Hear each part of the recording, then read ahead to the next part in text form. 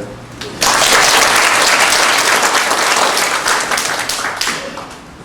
총장님께서 특별히 불러주셨다고 하셔서 제가 서울에 지금 홍익학당을 운영하다 보니까 먼 길이었습니다만은 저는 이제 집이 광주라 또 저한테는 이제 고향이라 또 가야 되면서도 먼 길입니다. 서울에서 보면. 그런데 이렇게 관심을 가지고 불러주시고 진지하게 제 얘기를 들어주실 것 같아서 달려왔습니다. 오늘 말씀드릴 거는 양심 힐링인데 청년님께서도 좀 전에 제발 이 땅에 좀 홍익인간 문화가 좀 정착했으면 좋겠다는 말씀으로 답을 해주셨는데 참 우리가 홍익학당이라고 이름을 정하고 이런 제가 또 이 정보를 공유하고 같이 나누고 우리가 다 함께 홍익 문화를 좀 열어봅시다고 하는 그 원인도 인간이 살려면 혼자서는 못 살지 않습니까? 인간이 살려면 반드시 남이 있어야 되고 나와 남이 모인 자리에는 반드시 서로에 대한 배려와 사랑과 용서가 없다면 이해가 없다면 불가능하거든요. 그래서 홍익인간이라는 이런 위대한 진리를 우리 조상들이 5,000년 전에, 사실은 5,000년 더 됩니다. 삼국유사를 보면 단군이 홍익인간을 얘기한 게 아니거든요. 환웅이 홍익인간을 얘기합니다.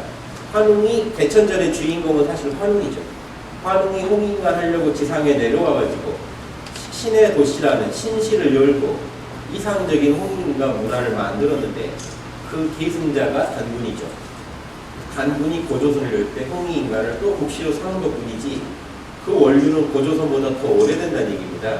신화는 압축이기 때문에. 그리고 역사적으로 보면 5,000년 더 될 거라고 봅니다.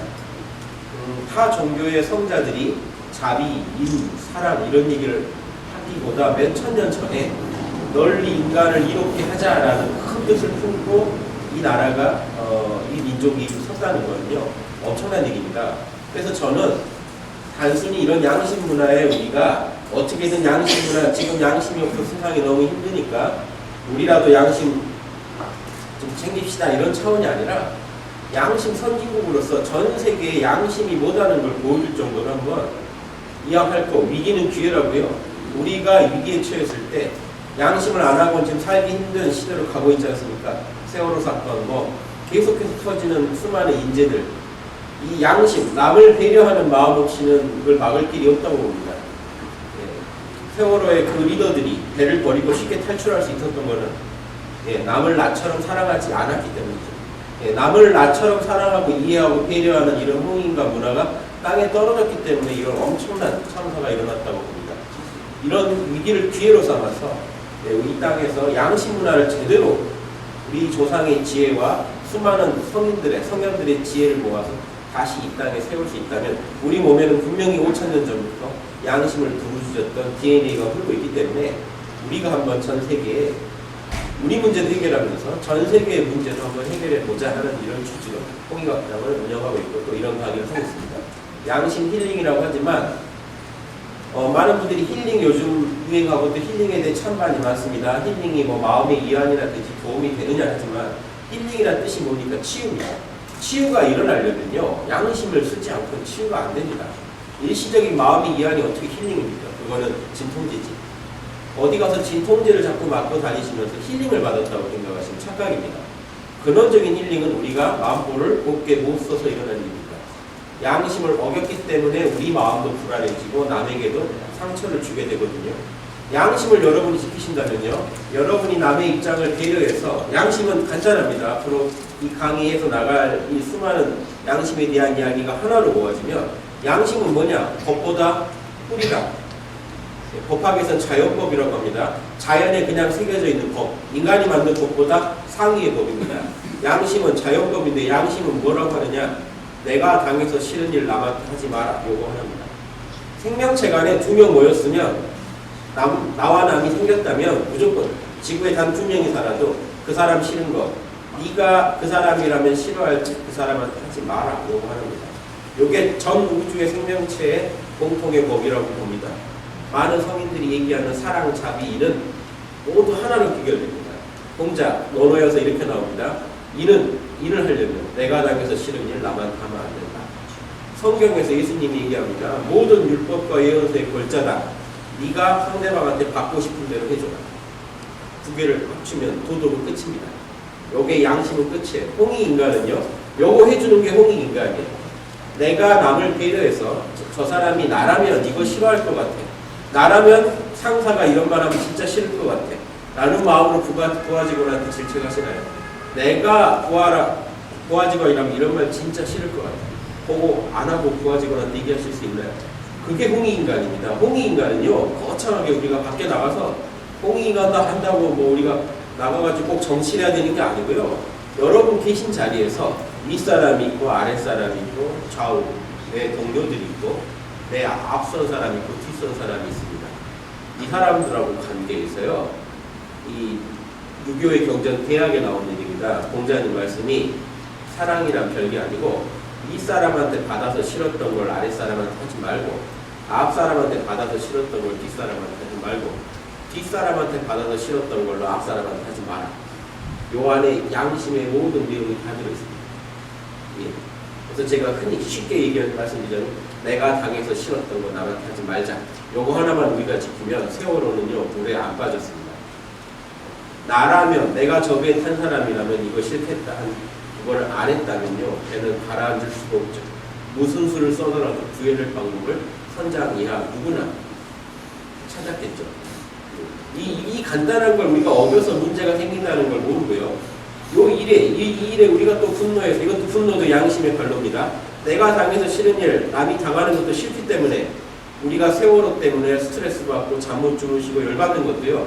여러분 안에 양심이 그렇게 외치고 있기 때문입니다. 양심이 명령한 걸 어겨서 문제가 생기고 또 그거 양심에 어겨진 일을 보면 우리 양심이 또 뜨거워져서 양심이 화를 내고 분노하는 겁니다. 우리는 이렇게 양심과 함께 살아가고 있고 모든 문제가 결국 양심을 만족시켰을 때 끝날이라는 것을 본능적으로는 아는데 머리로 몰라요. 머리로 선명하게 이해를 못하니까 의식적으로 실천이 안 됩니다.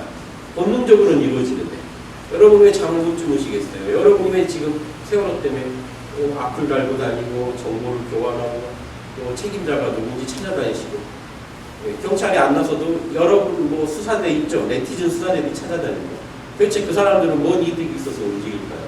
양심에서 명령을 받아서 움직입니다. 나라면 누가 이런 억울한 일 당했을 때 다른 사람이라도 좀 옹호해주고 좀 힘을 실어줬으면 좋겠다는 고마움 때문에 우리 모두가 이렇게 양심 때문에 지금 이렇게 움직이고 있는데도 우린 양심이 정확히 뭐냐고 하면 모릅니다. 좋은 마음이라는 건 아는데 양심이 뭡니까? 구체적으로 얘기해보십시오 하면요. 선명하게 말을 못합니다. 분명히 우리 안에서 일어나고 있는 일이고 그 일 때문에 우리가 힘들어하는 거예요. 그래서 결국은 그게 또 우리의 답인데도 정의란 무엇인가 하버드대 강의를 들으셔도 또 오리무중입니다. 정의는 과연 뭘까? 그런데 여러분은 정의가 뭔지 배우신 적이 없더라도 꼬맹이 보십시오. 꼬맹이한테 한번 여러분이요 부당한 짓 해보세요. 꼬맹이가 좋아할까요? 이건 아니지라고 나올 겁니다. 꼬맹이 뭘 알아서 정의를 배운 적이 없는데 뭘 알아서 이건 정의롭지 않다고 말하는 걸까요? 인간은 본능적으로 알고 있어요. 내가 당해서 싫은 일을 남이 하는 걸 봐도 화가 나고요. 내가 그 일을 당해도 화가 납니다. 이건 여러분의 욕심이 내는 화가 아니에요. 양심이 내는 화이기 때문에 이 화는 그 부당한 처우가 개선돼야만 풀립니다. 많은 분들이 밖에 나가서 시위하고 데모하잖아요. 돈 때문에 하는 게 아닙니다. 양심에서요. 얼마든지 왜곡될 수 있어요. 하지만 그 반론은 양심에서 나온다는 거 아셔야 돼요. 못 견디겠으니까 거기 나와 있는 겁니다. 내 돈을 들여서라도 내가 좀 손해보더라도 뭔가 좀 정의가 집행됐으면 좀 억울한 사람 좀 안 생겼으면 이 인간의 마음을 우리가 이해하지 못하거든요. 자, 뭔 문제가 생기냐면 앞으로 이 미래는요. 양심 경영의 시대입니다. 홍익인간 문화가요. 전 세계 앞으로 지금 이제 이 말만 다를지 몰라도 지금 윤리 경영을 찾고 있습니다. 윤리 경영의 답을 찾고 있어요. 홍익인간이 답인데 윤리 경영의 답을 전 세계 석학들이 찾고 있습니다. 우리는요 알아야 돼요. 이미 찾을 필요가 없다. 네가 당해서 싫은 건 남한테 하지만 마. 경영에서 이 원칙만 제대로 집행해버리면요 싫어할 사람이 누가 있겠습니까? 근데 양심을 고려하지 않고요 욕심만 배려해서 경영을 하시면요 부하직원 마음대로 부려먹고 월급만 좀 더 주면 너 이익 내게 해줄게 손해 줄여줄게 그럼 됐지라고 말할 수도 있지 않습니까? 사람이 그런데 그렇게 돌아가나요? 인센티브, 성과 내면 인센티브 주겠다는 그런 식의 이 경영은 지금 실패했다라고 왜 자꾸 보고서가 나오냐면 사람은 그렇게 안 돌아갑니다. 근데 왜 안 돌아가는지 원인 통찰이 부족합니다. 지금 그런 세계 석학들의 보고서를 봐도 뭐 때문이냐면요.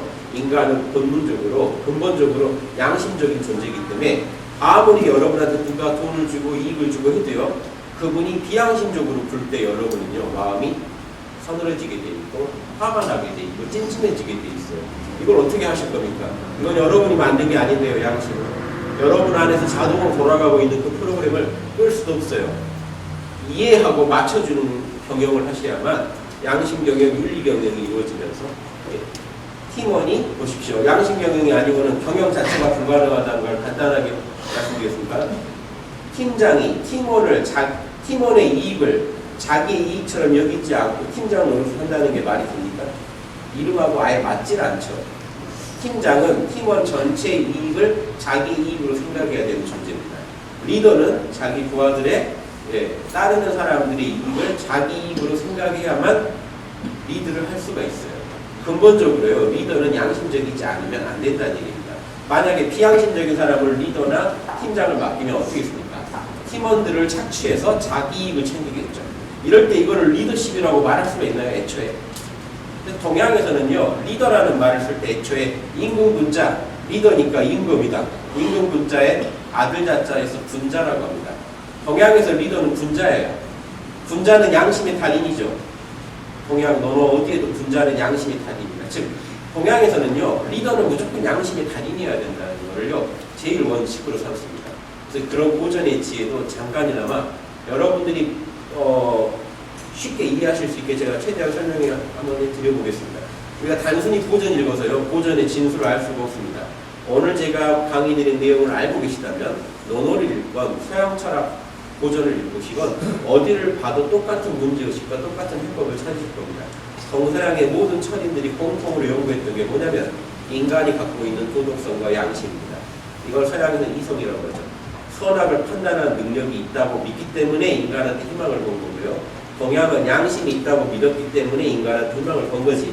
양심이 없다고 전제해버리면 욕심의 존재란 인간이 욕심으로만 굴러가는 존재라고 봤다면요. 희망이 없습니다. 한비자가 그랬어요. 인간은 욕심의 존재이기 때문에 이익을 주면 좋아하고 손해는 싫어한다.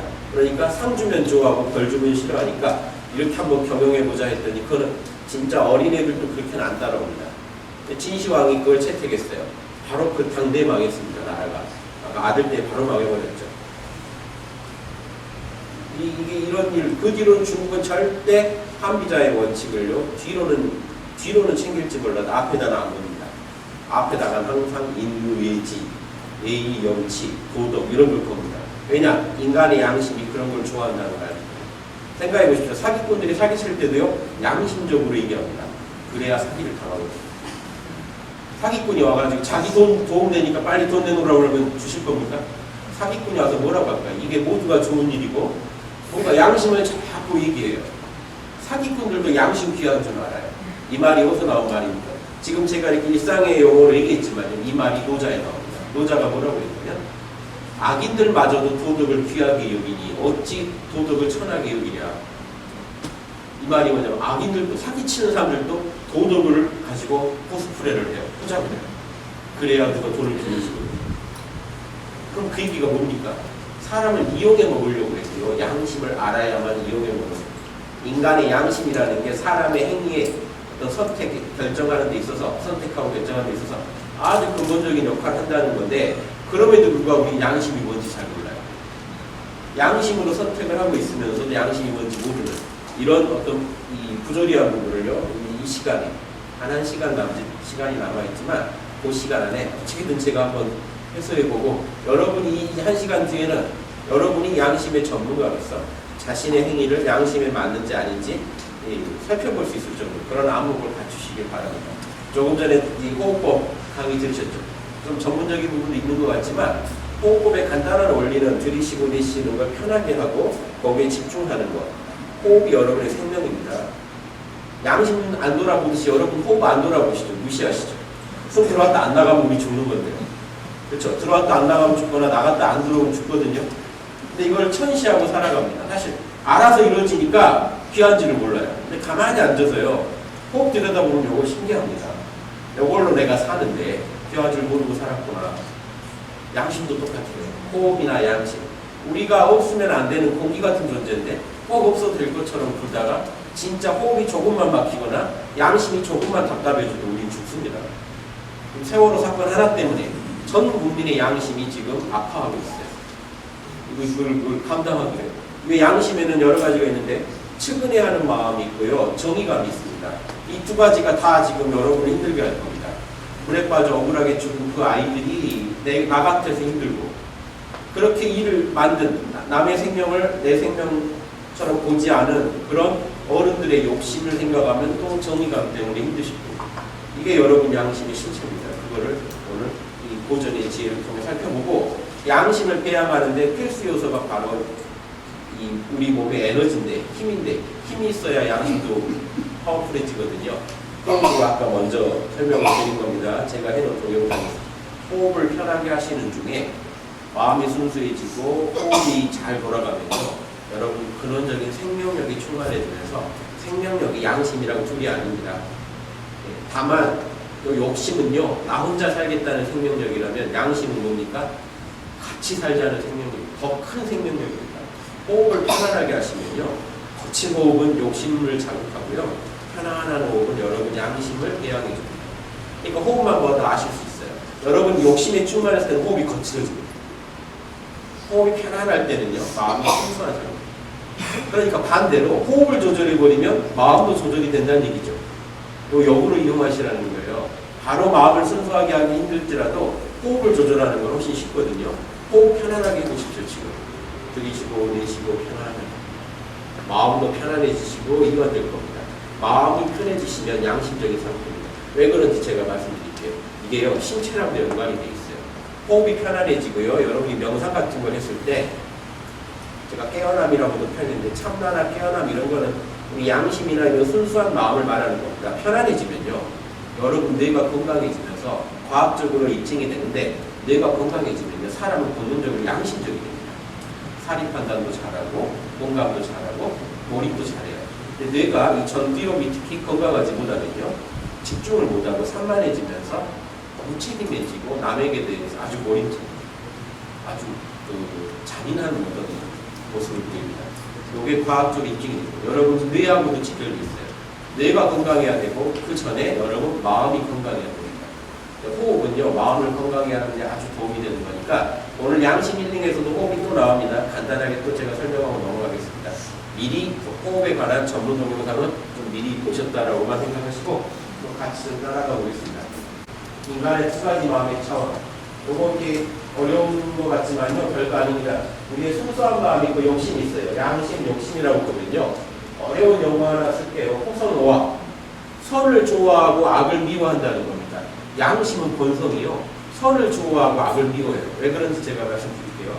욕심은 반대로 호의피해. 이게 한비자가 쓴 말입니다. 이익을 좋아하고 손해는 싫어한다. 인간은 호리피해. 호, 좋아할 호.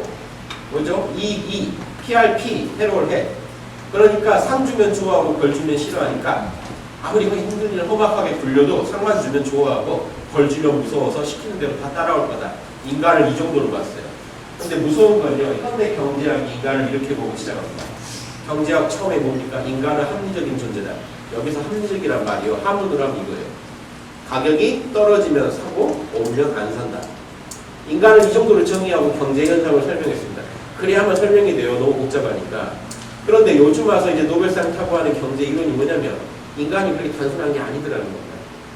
양심이라는 건 도덕성을 너무 무시하고 계산하는 거예요. 도덕성 때문에 안 살 수도 있는 거거든요. 가격이 아무리 떨어져도. 그런 양심의 부분을 무시하고 어떤 간단하게 단순화해서 정치나 어떤 정책을 판단하는 게 되게 무서운 일이거든요. 그래서 이 부분을 특히 좀 고려하지 않고는 경영도 안 된다. 리더십도 구사가 안 될 거다는 거예요. 인간은 저 본성에서는요. 자, 성선설을 믿으시라는 것도 아닙니다. 인간의 어떤 순수한 마음이 있고 인간한테 욕심도 있어요. 둘 다 있어요. 근데 순수한 마음은요. 양심은요. 귀신같이 뭘 알아내는 마음이냐면 선을 좋아하고 악을 미워하다 보니까 선은 별게 아닙니다. 모두가 좋은 게 선이에요. 그러니까 이익과 해로움과 다른 건 아닙니다. 기준이 달라요. 호리 피해는 뭡니까? 나한테 이익이냐 나한테 손해냐고. 양심은요. 모두에게 이익이냐 이게 선이에요. 모두에게 손해냐 이게 악입니다. 악이 다른 거 있나요? 내가 당해서 싫은 일을 남한테 막 하는 게 악이죠. 그러면 결국 모두한테 피해가 가거든요. 그래서 이 호소노악은요 다른 관점에서 보면 똑같이 호리 피해인데 이익의 대상이 틀려요. 누가 이익을 보느냐가. 근데 여러분 양심 욕심 다 있다는 걸 제가 어떻게 입증해 드릴 수 있냐면 여러분 어떤 일 할 때 아주 사이코패스가 아니고서는 어떤 일 할 때 이 일하면 누구 손해보겠다 이거 느껴지시나요? 이 일하면 누구 손해보겠는데? 알아요. 나랑 내 손해랑 관계이 안 돼 있죠. 연결이 안 돼 있는데 본능적으로 알아요. 양심이 있으셔서 그렇습니다. 자, 어떤 일을 할 때 욕심이 있다는 친구 어떤 일 할 때 요거 내가 손해본다. 귀신같이 알죠. 머리 안 써도 그냥 알아요. 말이 들려오는데 느낌부터 알아요. 내가 이건 손해볼 일인 거. 양심도 똑같이 알아요. 어떤 사람이 말 꺼낼 때 이거 누군가 피보겠구나. 그런데 그 피보겠구나가 냉정하게 이렇게 나와요. 누군가 피보겠구나. 뭐 이런 식의 말이 아니죠. 뭔가 내가 죄 지은 것처럼 기분이 나빠지죠. 이게 양심이에요. 즉 양심은요 본능적으로 다른 사람의 이익 손해까지도 내 이익 손해랑 하나라고 이렇게 연결지어 생각하는 마음입니다. 공감 능력이에요. 인간은 본능적으로 공감 능력이 있기 때문에 내가 아니라 길에 누가 하나 피 흘리고 쓰러져 계시면 깜짝 놀라게 돼 있어요. 순간적으로 그 사람이 됐다 나옵니다. 이건 피할 수가 없어요. 이 공감 능력이 있기 때문에 정의감이 발동합니다.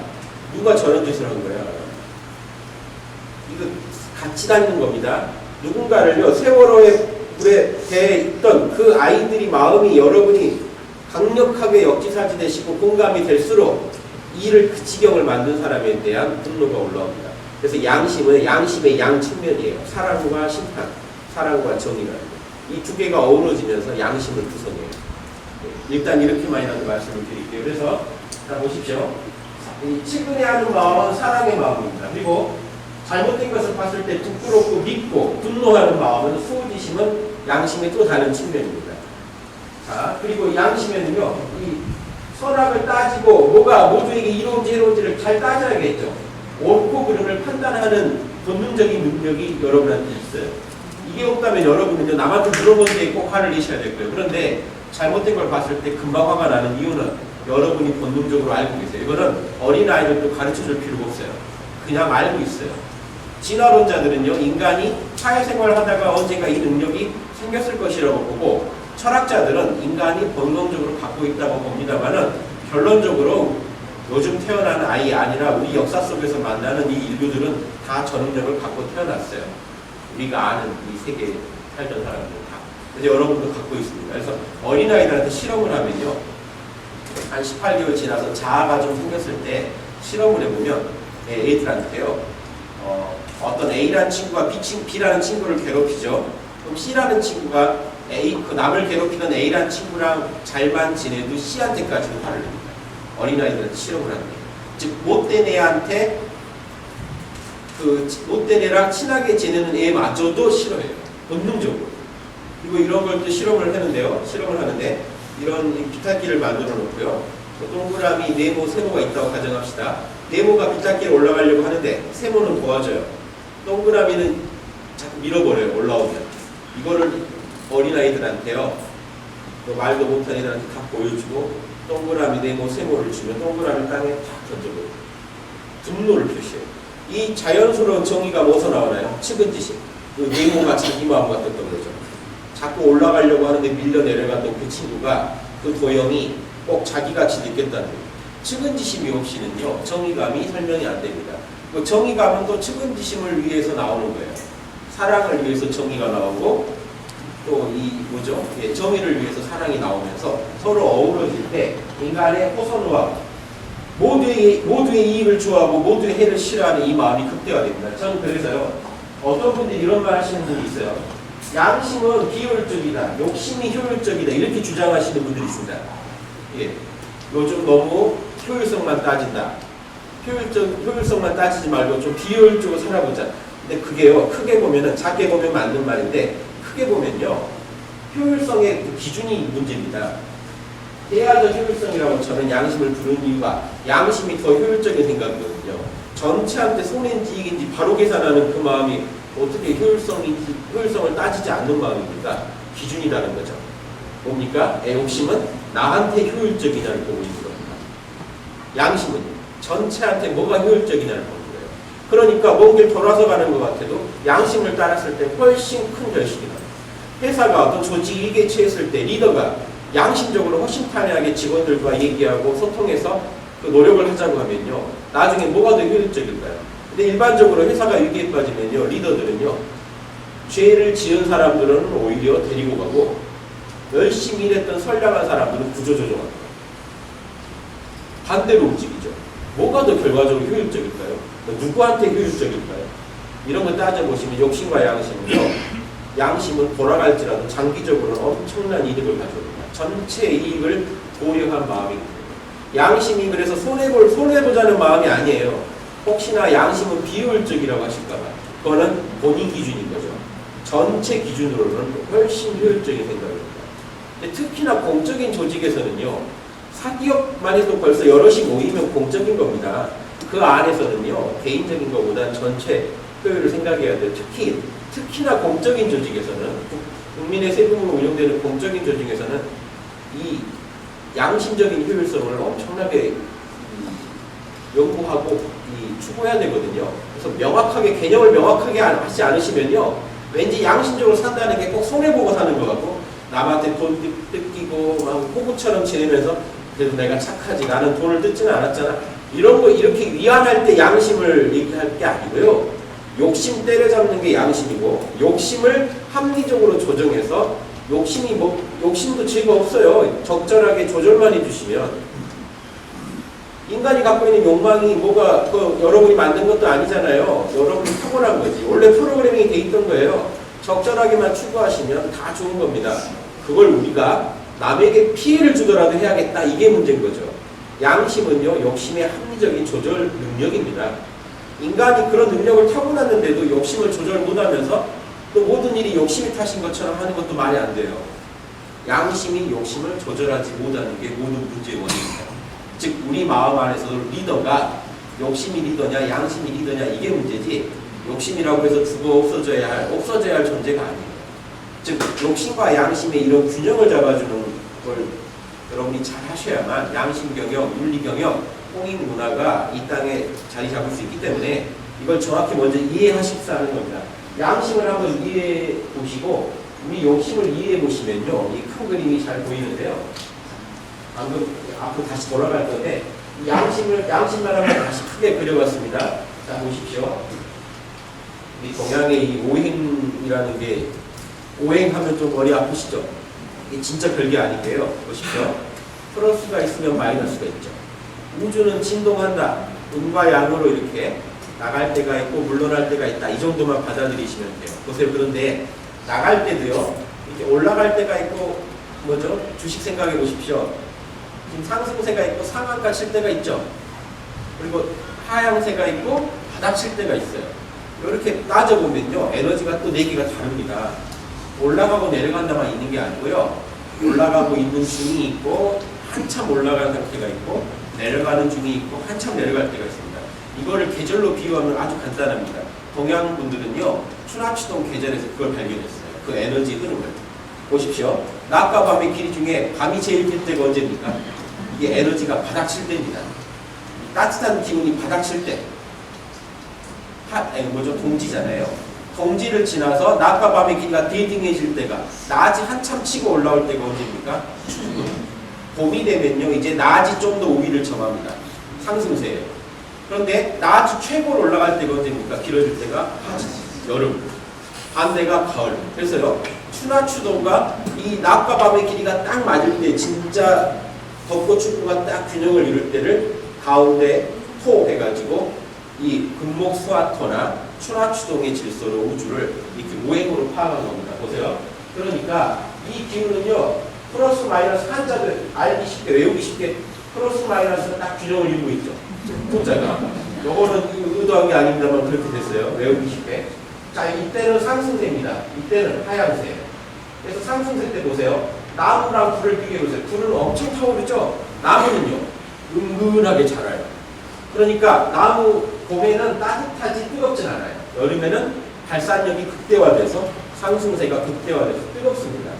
밖으로요 완벽하게 치솟아요. 그러다가 가을이 되면 확 쪼그라듭니다. 그래서 가을이 독서의 계절인 이유가 여름에 이렇게 열기가 뻗쳐 있다가 머리가 뜨거워서 공부가 안 돼요. 찬 기운 맞으면 확 쪼그라듭니다. 정신이 바짝 들어요. 이때가 아주 좋거든요. 책 읽고 뭐합니까? 머리가 맑으니까. 그래서 이 쇠를 여기다 해놓은 거는요 에너지가 불기운에서 서늘한 쇠기운으로 바뀌었다는 겁니다. 시원해져요. 그런데 쇠기운은 서늘하기만 하지 차가운 물만은 못하거든요. 완벽하게 쪼그라드는 움츠려드는 계절은 겨울이죠. 자, 낮 길이가 길어졌다가 짧아진다는 말이 맞고요. 자, 발산을 하다가 발산이 점점 극대화돼서 다시 쪼그라드는 에너지라고 설명해도 되고요. 자, 여기서 이게 어디서 나왔냐면요. 동이족들이 알아낸 겁니다. 지금 중국에서도 동북공정을 통해서 동이족 문화가 오행과 음양이 다 동이족에서 나왔기 때문에 예전에는 동이족을 무시하다가 동북 쪽에 변방 문명으로 취급하다가 홍산 문화를 동북공정이 뭐냐면 무시하려고 연구를 했다가 더 고대게 발견돼 버리니까 지금 자기들이 동이족의 후손이라고 주장하는 게 동북공정의 내용입니다. 우리가 동이족의 적품이라고 주장하고 나오고 한 갈래가 내려간 게 고조선 지금 북한이다 이거예요. 그래서 북한이나 이쪽까지 지금 한민족을 만들어놨어요. 이게 동북공정입니다. 동북공정은 원래 서북공정이니 뭐니 여러 가지 진행할 때 소수민족을 좀 역사적으로 정리하려고 시작했다가 팠더니 자기들 황하문명보다 더 높은 게 나와버리니까 용, 봉황 뭐 다 나왔습니다. 파면 팔수록. 그래서 5,000년 전 문명이 황하 문명보다 훨씬 높아요.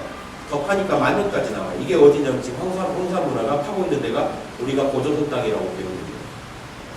그래서 거기서 모든 중국 문화가 다 나왔다고 지금 인정하고 자기 조상인 황제가 동이족이라고 지금 주장하는 역사책을 내고 있는 게 교수들이 동북공정입니다. 동북공정을 이렇게 진행되면요. 지금 북한이나 남한이 혹시 뭔가 문제가 생기면 이미 역사적으로 중국이랑 한민족으로 동북공정에서는 다 이렇게 써있기 때문에 얼마든지 중국이 개입할 수 있는 폭을 넓혀놓은 역사적 배경을 만들어 놓은 겁니다. 그것도 알고 계셔야 돼요. 자, 그걸 그들이 그런 말 하기 전에 이 예전부터 음양오행은요 중국 철학자들도 동이족거라고 연구했습니다. 우리 옛날 조상들이 중국과 우리 뭐 공통조상이라고 해도 좋습니다. 예전 저 만주 쪽에 살던 조상들이 연구해낸 거예요. 추나추동을 보고 자, 뭘 연구했냐면요. 추나추동 알아낸 게 대단한 게 아니고 인간의 양심도 자연의 질서를 따른다면 추나추동의 모습을 갖고 있을 것이다 라고 연구했습니다.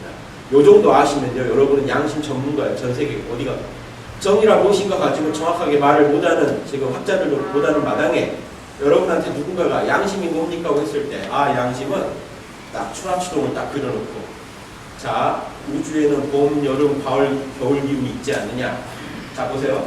양심 중에 확 쪼그라들어가지고 밖으로는 하나도 표현하지 않고 안으로만 갈무리 되어 있는 이 양심은 뭘까요? 여기 뭐라고 되어 있습니까? 지혜.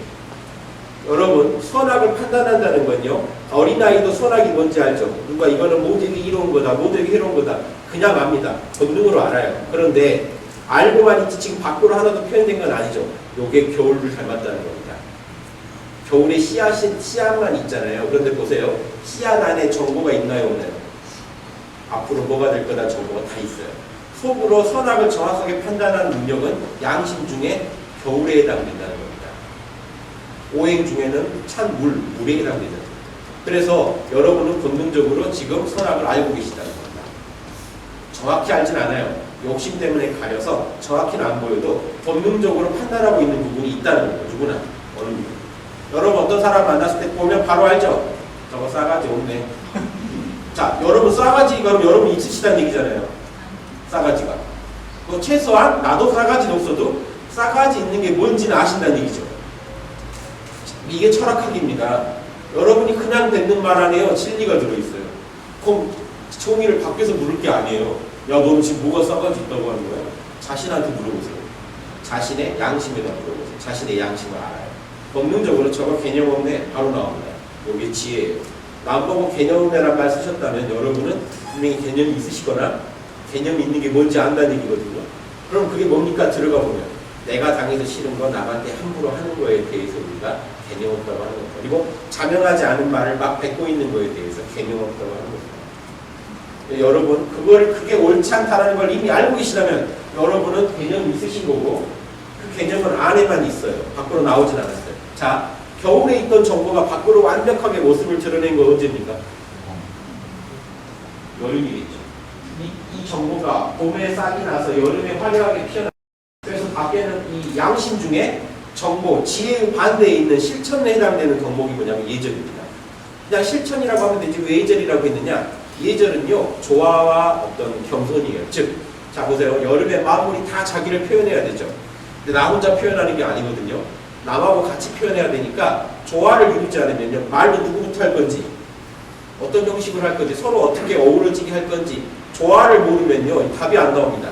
여럿이 사는데 각자들은 자기 안에 있는 선악을 표현해야 되는데 무례한 방식으로 표현했다가는 그게 또 문제를 일으키거든요. 조화와 겸손이라고 예절을 이해하시면 좋겠어요. 그래서 자, 지혜와 예절이 한 쌍이 되면 아까 사랑과 정의는 봄 기운, 봄에는요 잡초도 잘 자라요. 만물이 다 훈훈하게 자라는 분위기예요. 훈훈한 분위기. 가을에는 쭉정이는 바로 이 뭐죠? 배임을 당하는 분위기죠. 쑥살기라고 합니다. 가을의 기운을 쑥살기. 봄 기운은 온화기래. 온화지기. 가을은 쑥살지기. 그래서 이 조선시대도 문무양반이 딱 있습니다. 문반은 온화지기를 대표하고요. 무반은 쑥살지기. 서늘한 칼을 차고 있죠. 다 가을 에너지입니다. 그래서 그런지 신기하게 남자분들 아시겠지만 군대 게이트만 통과하면 춥습니다. 그래서 저는 그때 연구를 했고 군대 이상하게 밖에 따뜻한데 게이트 통과하면서 추워지길래 쑥살지기 영향이 아닐까. 서늘한 기운이 군대 안에는 감도는 거예요. 그래서 이게 어쩔 수 없는 거 아닌가 뭐 이런 혼자서 이 망상을 해봤는데 이런 것도 이렇게 오행으로 한번 설명해 보는 겁니다. 보세요. 이렇게 여럿이 있는 자리에 분위기 훈훈할 때가 봄 기운이에요. 한 분이 인상 쓰면서 서늘해질 때 있죠. 한 분이 이상한 말을 뱉는다고 해서 서늘해질 때, 몸둘 바를 모를 때가 가을 기운, 쑥살 기운. 신기하게 온도는 똑같은데 훈훈했다가 서늘했다가 마음작용에 따라 이렇게 표현합니다. 에너지가. 그 작용을 예전 어른들은요 체험적으로 연구해가지고 정리해 놓은 겁니다. 그래서요, 자, 봄은 사랑, 인, 여름은 예절, 예, 가을은 정의, 의, 지혜, 겨울은 지혜. 이 가운데는 토는요 한결같아야 되고, 보세요. 추락성이 한결같지 않습니까? 추락성이 한결같거든요. 그래서 이게 이미지 신할 때 신은 보통 믿을 신자니까 남을 잘 믿어주고 하는 거를 신이라고 생각하시는데 아니에요. 양심은 남을 그냥 잘 믿어주는 게 아니에요. 의심이 있으면 의심스러운 걸 정확히 밝혀내는 게 양심이지 단순히 믿어주는 건 아니거든요.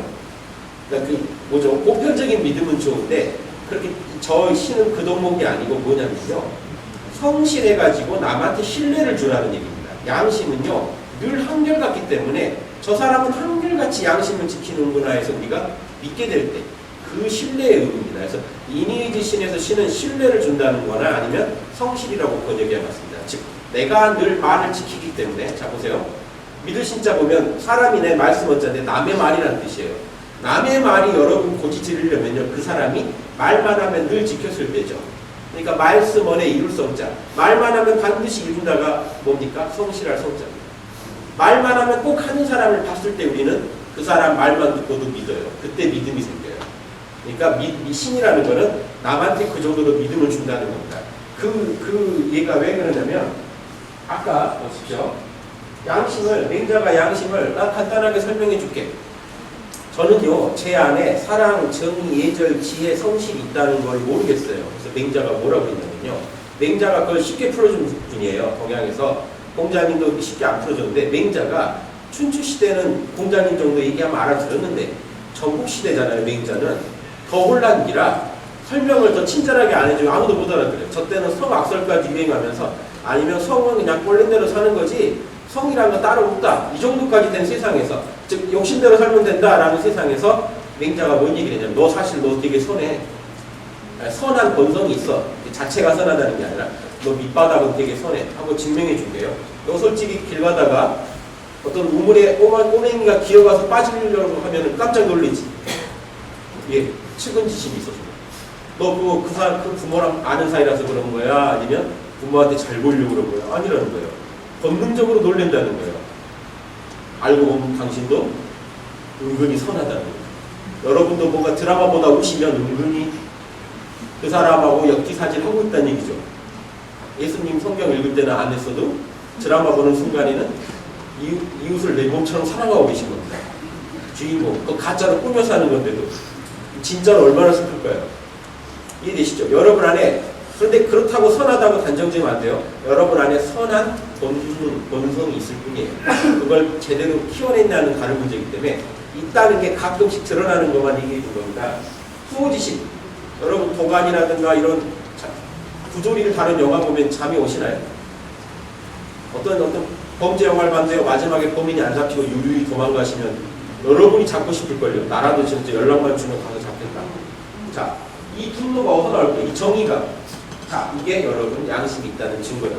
여러분한테 하나도 이득이 안 되는데 밤새 악플을 달고 있는 분들. 내가 너를 응징하겠다. 수사하겠다. 이게요. 왜곡돼서 그렇지 출발점은 뭡니까? 정의감인 것이죠. 근데 이 양심들은 되게 위험하죠. 악플만 해도요. 양심에서 시작했지만 가다 왜곡이 될 수가 있죠. 즉 거기에 자신의 욕심이나 편견이 개입돼요. 평소부터 너는 내가 한번 봐주려고 했어.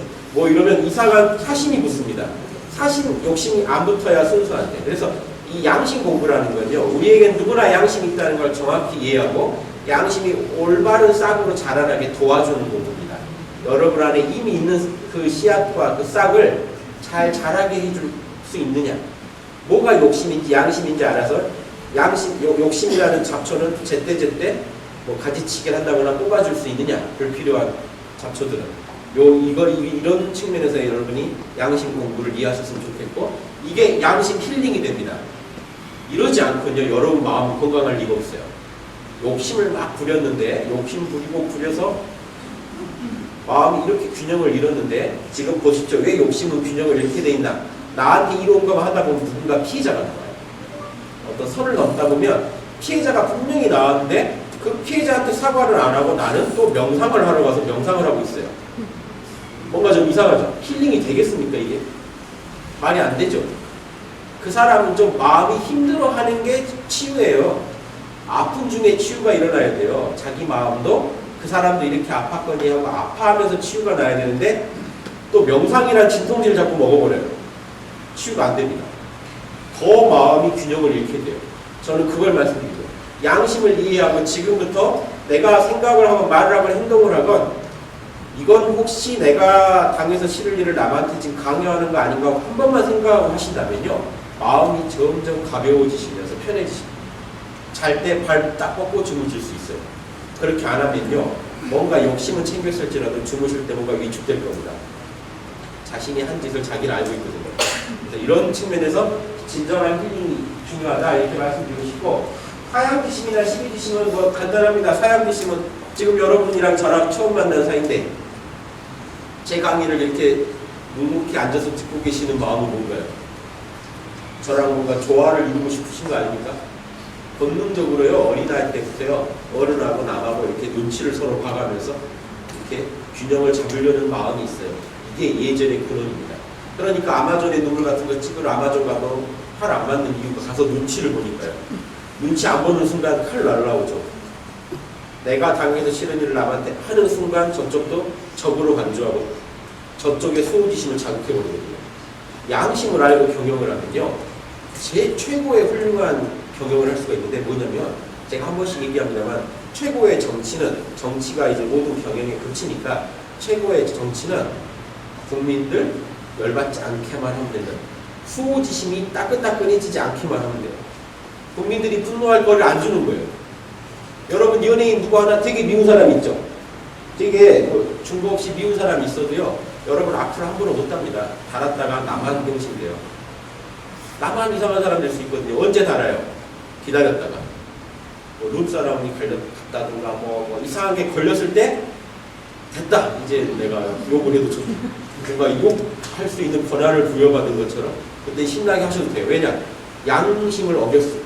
양심이라는 명분이 생겼을 땐 여러분 욕해도 당당한데 그전에는 안 돼요. 그러니까 여러분도요, 상대방한테 명분을 안 주면 되지 않나요? 욕할 명분을. 미리 양심이 뭔지 알고 미리 양심만 점검할 줄 안다면 우린 양심 경영을 바로 가정에서도 직장에서도 바로 할 수 있답니다. 가정에서도 욕먹을 거리를 막을 수 있고 직장에서도 욕먹을 거리를 막을 수 있으면 이게 그대로 윤리 경영, 양심 경영이 돼버려요. 이런 관점에서 이 양심은 좀 복잡하지도 않죠. 간단합니다. 요 4개인데 12지심은 선악 판단 능력. 여러분 어린아이들한테도요, 다 어린아이한테 감수 한번 해보세요. 요거랑 펜 들고 가서 둘이 똑같다고 우겨보세요. 애들한테 무시당하실 겁니다. 애들이 화낼 거예요. 왜 그럽니까? 이거 애들한테 가르쳐줬나요? 뭔가 같다는 거다, 뭔가 다르다는 거다 안 가르쳐줘도 애들은 그냥 알아요. 이거 아니야. 이건 아니야. 이게 맞아. 애들한테 뭐 막 이렇게 먹을 것도 한번 줘보세요. 요건 아니야. 요건 맞아. 뭔데 다 판단을 하고 있어요. 이 친구들이. 양심이란 이런 겁니다. 본능적으로요. 뭐가 옳은지 뭐가 그른지 다 알고 있습니다. 1 더하기 1은 3입니다 라고 아무리 우겨도 안 통하고요. 지금이 칠흑 같은 밤입니다 라고 얘기하면 여러분 그냥 웃고 마시죠. 받아들이질 않아요. 그리고 여러분 보세요. 여러분이 진짜 양심적이라는 증거인데요. 12지심이 있다는 증거입니다. 문제를 풀다가 답이 안 나오면 잠이 안 오실 거예요. 답을 알 때까지. 왜 인간은 자꾸 답을 추구하고 있을까요? 자명한 답을 얻어야 그게 지혜다라는 게 프로그램이 돼 있기 때문에 그래요. 그래서 여러분 지금 세월호 사건 미스터리 풀겠다고 수많은 수사대가 밤잠 안 자고 인터넷을 돌면서 뒤지고 있을 겁니다. 자료를. 뭔가 또 하나 사건이 생기면 또 자기 주변 사건 모든 일이고 말이에요. 뭐가 옳은지 그른지 판단이 안 서면 또 페북을 뒤지고 다녀요. 멋진 멘트를 하나 퍼다 놔야 내가 옳고 그름의 관점이 생기거든요. 여러분 정치에 대해서 어떤 사안에 대해서 옳고 그름 관점이 안 서니까 답답하시죠. 빨리 안 서면 답답해 한다는 게 양심이 있다는 증거입니다. 욕심이면요 나한테 뭐가 유리한가만 따지면 되거든요. 딱 세월호 사건이 터졌어요. 자, 난 이걸 이용해서 무슨 이득을 볼까? 이 관점에서 보셔야지 욕심 노트를 쓰는 분인데 여러분 본능적으로 욕심 노트만 쓰시는 게 아니라 양심 노트도 쓰고 계시기 때문에 뭐가 진실일까라고 궁금해합니다. 뭐가 진실일까를 추구하는 마음 자체가 양심이에요. 그래서 그리고 생각해 보세요. 뭐가 진실인지는 여러분 이미 알고 계세요. 자, 답을 알고 계시다는 게 아니라 어떤 말을 누가 해주면 그 말이 맞네라고 하시죠. 그 판단 기준은 이미 여러분한테 있으셨다는 얘기잖아요. 여러분 이미 기준을 갖고 계시다니까요. 뭐가 기준인지는 안 물어보세요. 말을 듣고 그 말이 맞네, 그 말은 아닌 것 같네 하시죠. 그러니까 답을 못 얻을 수는 있어도 뭐가 옳은 거다라는 걸 알고 있어요. 그게 뭡니까? 자명한 것만 여러분 옳다고 얘기합니다. 뭔가 찜찜함이나 의혹을 남기는 건 안 믿으세요. 본능적으로.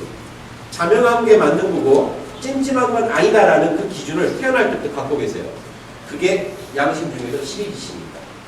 자, 양심 이제 이해되셨어요? 인의의 지심? 욕심은 희노애락은 간단합니다. 보세요. 이것도 이기로 갈수록 발산합니다.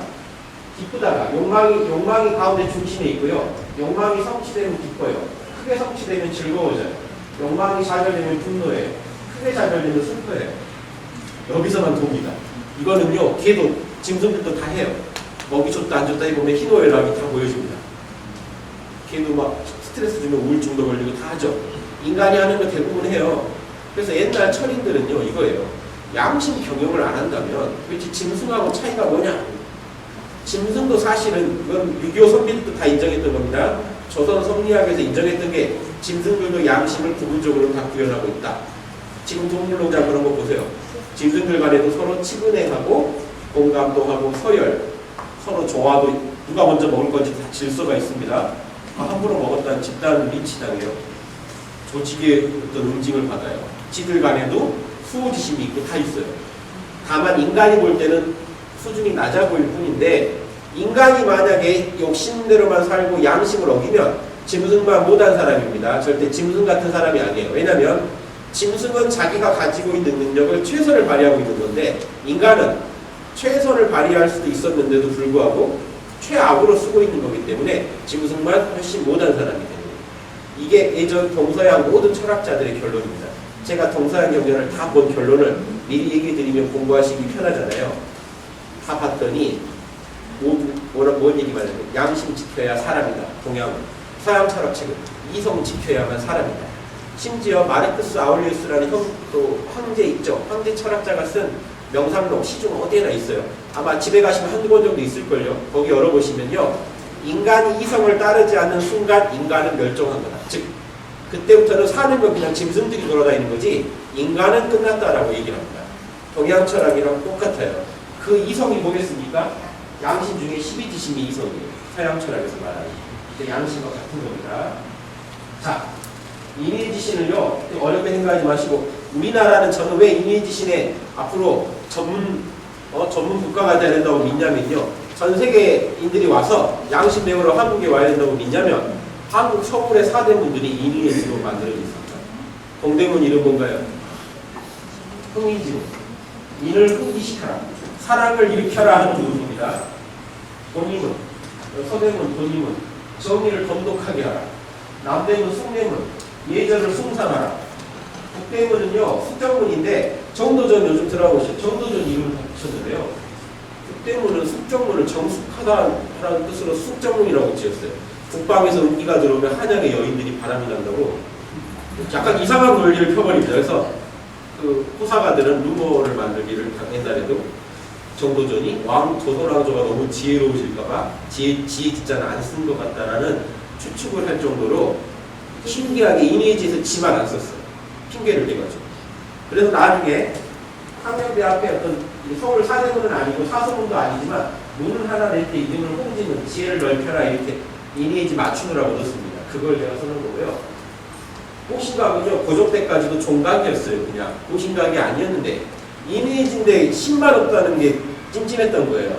고종 때 왜 신만 없냐, 신을 좀 만들자 해서 두루고자에 믿을 신자, 즉 두루 믿자는 게 아니라 국민들한테 두루 신뢰를 주자는 뜻으로 호신각이라는 걸 지은 겁니다. 믿을 신자 의미를 안 풀면 호신각도 안 풀리겠죠. 두루 신뢰를 주자는 의미로 호신각 해서 가운데 있는 게 딱 해서 인의지신이 조선왕조 500년에 걸쳐서 딱 만들어진 거예요. 또 앞으로 전 세계에서 온 분들한테 인의지신, 우리 수도 서울은, 한국의 수도는 이 양심을 딱 박아놨다. 양심이 뭔지 알게. 양심이 뭔지 아느냐라고 바로 얘기할 수 있지 않을까요? 즉 양심이라는 거는 남을 나처럼 느끼고 사랑하는 공감 능력이자 동시에 또 이런 사랑을 저해하는 요소를 강력하게 대척하면서 내가 당해서 싫은 일은 남한테 하지 않는 정의를 지키는 거고, 동시에 자명하지 않은 거는 모른다고 하고 자명한 것만 옳다고 하는 선악 판단 능력이자 지적인 능력이자 동시에 남에게 이 모든 걸 표현할 때는 반드시 무례하지 않고 조화를 이루는 방식으로 표현하자는 예절이다. 그리고 인의지가 늘 한결같은 게 양심이다. 이렇게 얘기하실 수 있으면 여러분 전 세계에서 양심의 최고 전문가 되십니다. 아시겠어요? 이게 다예요. 예, 동양이 서양 철학책 가면 뭐 있을 것 같죠? 서양 철학책은 이성만 주로 얘기합니다만은 사랑, 정의, 이성 이런 단어들은 나오지만 이렇게 유기적으로 설명하지 못합니다. 지적인 동목, 아리스토텔레스도요. 지적인 동목과 실천적인 동목 이렇게 나눈 적은 있어도요. 이렇게 한 추동의 질서에 맞게 그 에너지에 맞게 설명하지 못합니다. 이게 동의조가 나왔다는 게 대단합니다. 우리는 그 DNA의 또 후손들이거든요. 근데 저는 큰 꿈이 있는 게 우리나라가 지금 양심 잘한다는 말 절대 못합니다. IQ는요 세계적으로 높아요. 전 세계에서 한 1, 2위 합니다. 그런데요 IQ랑 이 지혜랑은 좀 다릅니다. IQ는 뇌 기능이 좋다는 얘기예요.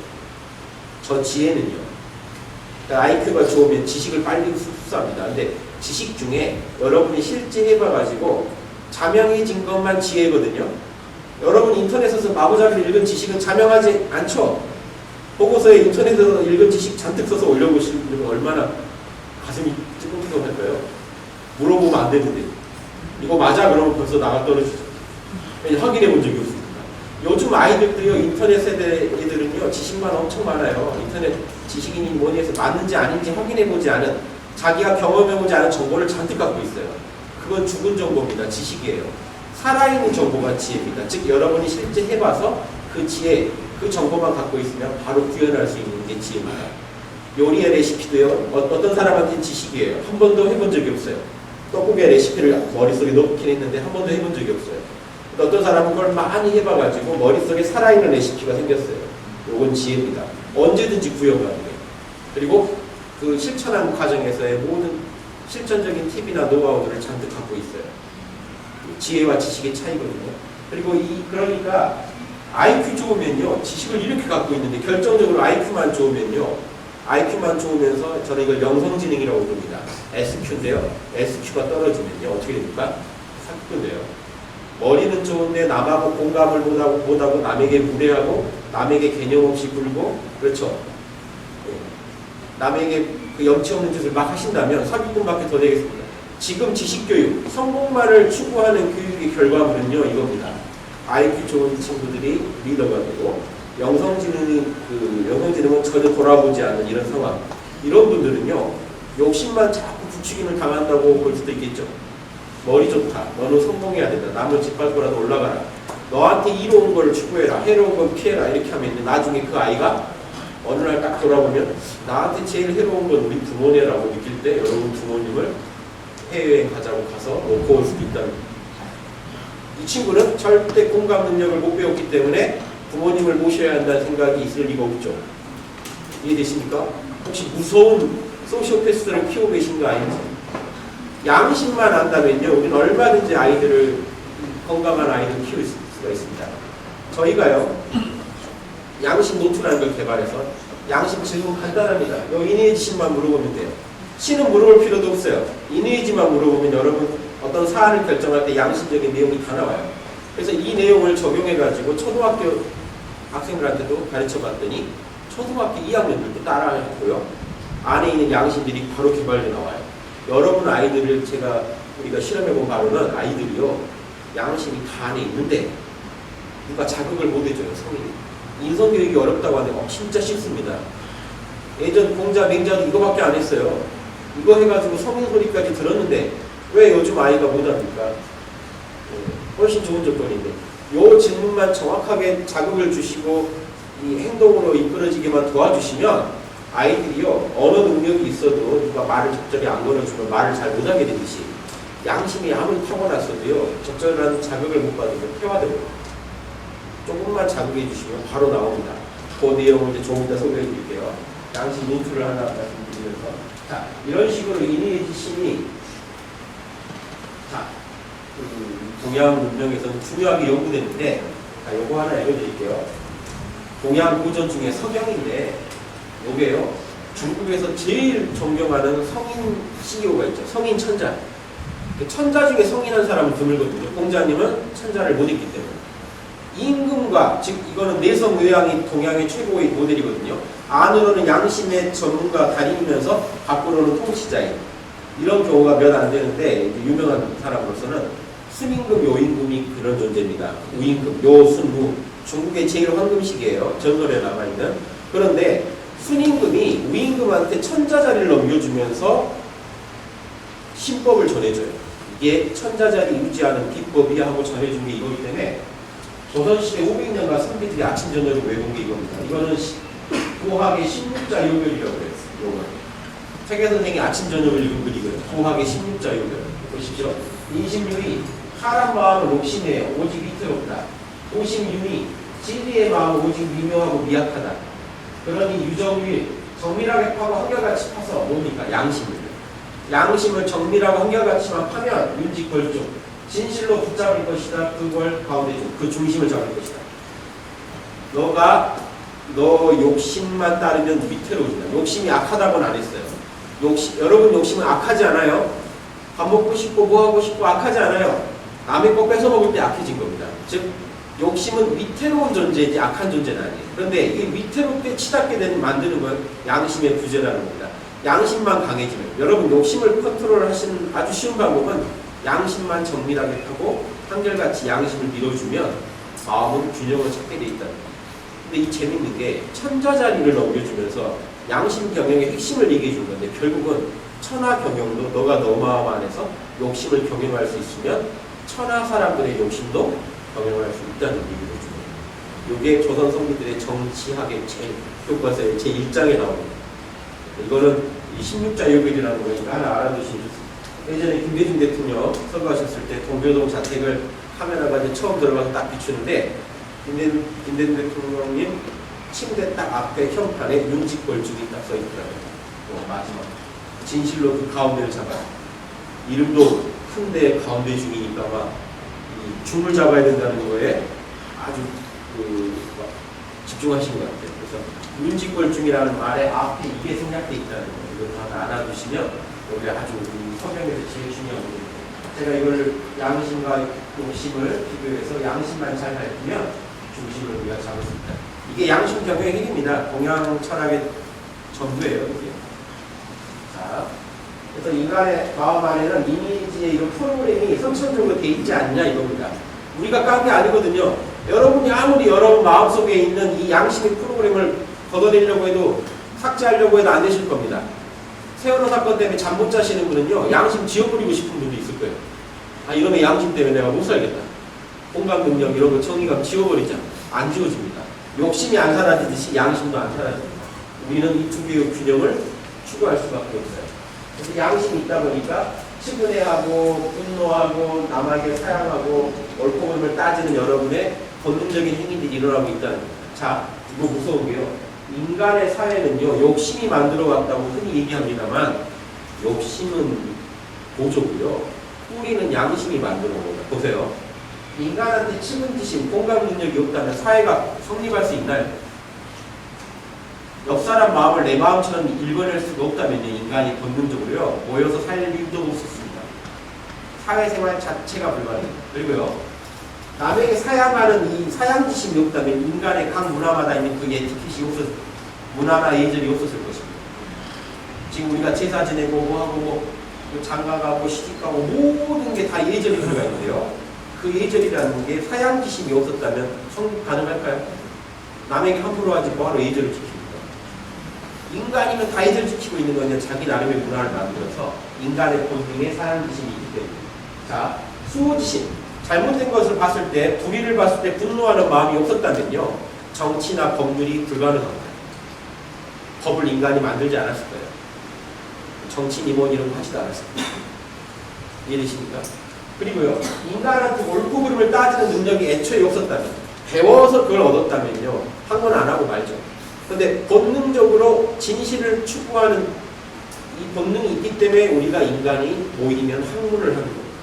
아주 원시시대 때부터 누군가 하나가 독초를 먹고 죽으면 저 풀을 먹지 마라는 지혜가 하나 생겨요. 저 풀을 먹으면 죽는다. 그래서 이 지혜를 잃어버리면 또 누가 먹을 거기 때문에 지혜를 전승하고 계속 모읍니다. 인간이고요, 모이면 왜 학문이 만들어지느냐? 인간한테 옳고 그름을 따지는 능력이 있었습니다. 자, 이 능력이 있었기 때문에 인간이 산 거지 단순히 욕심 때문에 인간이 달려온 게 아닙니다. 욕심은요, 저 양심의 절제를 받는 동안에는 축복이고요, 욕심 때문에 우리가 또 발전하는 게 맞거든요. 그렇죠? 하나라도 더 이전에 없던 걸 만들어내려고 하고 나의 삶을 더 나아지게 해보려고, 이게 악이 아니지 않습니까? 그런데 내가 나아지게 하려다가 이제 위태로워지는 순간이 남 좀 죽어도 괜찮지 않을까라고 하는 순간이 이제 위험해지죠. 이때는 양심이 딱 발동해서 이의의 지혜가 딱 잡아주면 되거든요. 그래서 여러분이 어떤 고민 하나 결정하실 때, 자,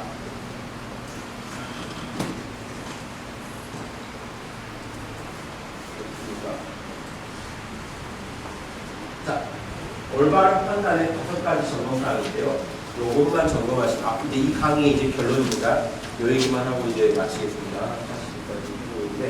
자, 이 모든 동양 철학의 정수, 양심이 뭔지 아셨다면 이게 우리가 바로 실천해서 써먹을 수 있어야 되거든요. 서양 철학책, 동양 철학책 다 뒤지면 이제 방금 제가 말씀드렸던 양심의 5가지 모습 안에서 다양한 설명이 있을 겁니다. 다 좋은데, 자 보세요. 스마트폰 매뉴얼만 보고 계실 겁니까? 양심은 스마트폰이에요. 여러분 이미 갖고 계세요. 매뉴얼 보면서 스마트폰 조작도 해봐야 되는 거 아닌가요? 조작을 바로 해보는 법이 이겁니다. 자, 어떻게 할 거냐? 여러분 진짜 양심이 그렇게 이미지를 갖고 움직이는지 어렵시는 아시겠지만, 난 좀 더 정확한 정밀한 계산을 원한다. 아까도 얘기했지만 욕심을 잡으려면 양심이 좀 더 정밀해져야 되지 않습니까? 디테일하게 따지지 못하면요, 두리뭉실하면 뭐가 욕심인지 양심인지. 자, 여러분이 어떤 결정을 내려야 되는데 이 결정을 내리면요, 여러 사람이 잘려요. 그런 상황에서 여러분이 결정을 당당하게 난 양심에 조금 더 거리낌이 없이 했다라고 결정하실 수 있겠습니까? 어떤 기준으로요? 이게 어려워집니다. 그때 가서 막 페북이나 트위터 뒤지고 명언록 뒤지면서 갑자기 논어 사가지고 논어 읽으시면서 이렇게 연구하셔서 될 일이 아니고요. 여러분 양심은 이미 답을 알고 있습니다. 양심에게 컨설팅을 받으세요. 여러분 양심하고 대화하는 방법을 도와드립니다. 첫째, 마음을 리셋했는가? 마음을 초기화하실 수 있어야 돼요. 왜냐? 여러분의 지금 일반적인 그런 고민 상태의 마음은 욕심과 편견에 꽉 차 있어요. 자기 합리화만 하고 계십니다. 그리고 내 욕심, 내가 손해볼 것 때문에 걱정이 돼서 올바른 결정, 모두에게 이로운 결정을 하실 수가 없는 상태예요. 일반적으로. 그러겠죠? 그런데 여러분 마음을 초기화하는 명상법을 제가 설명을 안 해드리면 여러분이 명상을 안 하고는 절대 지혜가 안 나옵니다. 불경의 법규경 중에요. 석가모니 말씀입니다. 명상에서만 지혜가 나옵니다. 왜냐하면 명상을 해서 여러분 마음을 리셋, 초기화해야만 편견과 욕심이 힘을 잃어요. 강력한 선입견, 강력한 이해관계가 좀 사그라든 뒤에 여러분의 공정하고 순수한 양심의 마음에서 양심은 본래 지혜롭고 본래 남을 공감하고 본래 정의롭고 본래 겸손하잖아요. 본능적인 순수한 양심이 활발하게 활동하게 도와줄 수가 있습니다. 그런데 욕심이 난리를 치면요, 다 망쳐요. 자, 여러분 욕심은 누굴 위한 마음입니까? 암흑의 여러분이요. 그래서 저는 가장 쉬운 명상법을 보내드리는데 여러분이 암흑의 누구라는 생각만 안 하고 존재하실 수 있습니다. 이거 하시겠어요? 영성지능 높으신 분들이 잘 하실 겁니다. 지능을 이기야 열심히 하실 것 같아서요. 여러분 제가 강의 중에 해보면요, 여러분 이렇게 하면 비양심적이 되어는 별로 신경 안 쓰시죠. 여러분 그러면 영성지능이 떨어져요. 그러면 머리가 안 좋다는 건 되게 싫으신가 봐요. 비양심적인 건 괜찮은데 머리가 안 좋은 건 특히 싫어요. 지능이 떨어지시는 거예요. 잘 열심히 해보세요. 내 영성지능이 잘 발달되고 있나 아실 수 있으려면요, 마음을 리셋, 순수한 마음을 돌아가길 잘 하셔야 돼요. 아주 쉽습니다. 난 내 이름을 모르겠다만 하시면 돼요. 자, 지금 제가 성함 제가 한분 하진 않고요. 성함 모르시죠? 모른다 속으로 하시면 돼요. 성함 모르시죠? 성함 어떻게 되십니까? 모르시죠? 성함 어떻게 되십니까? 네, 저 딱 보시고 눈빛 보면 압니다. 아시는 분. 자, 이름 모르는 자 하고 존재해보세요. 걱정 있나요? 이름도 모르는데. 집에 가면 걱정되세요. 이름을 모르는데. 내가 누군지 모르는데. 돈 걱정을 왜 하세요? 자리 걱정을 왜 하세요? 이름을 모르시고. 그냥 이름 모르고 존재해보길 즐겨보세요. 뇌가 리셋이 됩니다. 걱정 없으시죠? 근데 존재하시죠? 내가 존재한다는 거 한번 의식해보세요. 존재하지 않나요? 생생하게. 근데 이름은 모를 수 있죠? 이게 제일 쉬운 명상법인데 이거 한 5분만 하면요, 아까 뭘로 고민했는지도 몰라요. 그리고 좋은 거는 호르몬이 나와요. 세로토닌이라는 행복 호르몬이 나와요. 왜냐? 걱정이 없습니다. 여러분 왜 좋은 호르몬이 안 나오는지 아세요? 평상시에 걱정하고 있어요. 뭐만 있으면 좋을 텐데, 뭐만 되면 잘할 텐데, 뭐만 하는데 갑자기요, 내가 모른다 하고 있으면요, 요구를 안 해와요. 우리 마음이. 내가 되게 기분 좋은 줄 알고, 기분 좋을 때나 그러거든요. 여러분 언제 세로토닌 나온지 아십니까? 따뜻한 봄날에 햇살 비치고 봄바람 불 때 토요일 오후에 마음에서 뒹굴 때요. 내일은 일요일이고 아무 걱정이 없죠. 백번 보면서 뒹굴고 있을 때 아무 걱정이 없죠. 자, 제일 행복할 때 이게 뭐라고 하면요, 진짜 별거 아닐 때 얘기해요.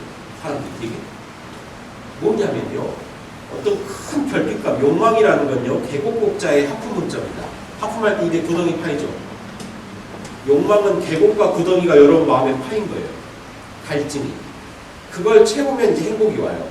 그런 행복은요, 이 갈증이 채워지면 이제 채우겠다고 스트레스 받고 막상 채우고 나면 또 다른 갈증이 생겨요. 미칩니다, 이게. 그런데 갈증 자체를 모른다 해버리시면 어떨까요? 그냥 행복해져요. 이해되십니까? 행복은요, 내가 원하는 것뿐에 가진 건데 원하는 것이 무로 돌아가 버리고 무한대가 되어버립니다. 이치사랑, 수리사랑.